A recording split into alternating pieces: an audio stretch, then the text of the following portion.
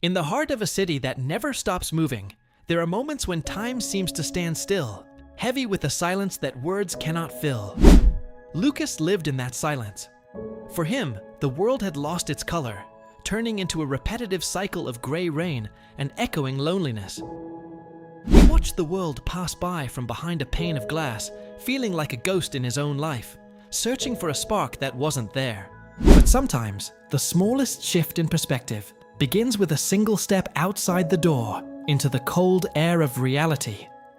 It was there he saw her, his elderly neighbor, struggling with the weight of the day, her hands trembling under the burden of heavy bags. In that moment, Lucas felt a tug, not of obligation, but of a forgotten connection. He reached out, and as he did, the light changed. Her smile was like a sunbeam breaking through a storm. It wasn't just a thank you, it was a recognition of his presence.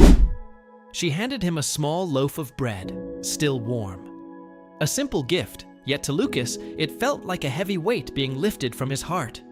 That small spark of kindness began to grow. Lucas started to see the world not as a gray cage, but as a canvas of opportunities. He found joy in the simple things, the rustle of leaves, the warmth of the sun, and the shared humanity found in helping a stranger. Every small act of kindness was a stitch, repairing the frayed edges of his soul. The colors of his world grew richer and deeper. He began to record these moments. In a small journal, he wrote down the things he was grateful for, turning silence into a story. Gratitude wasn't just a word.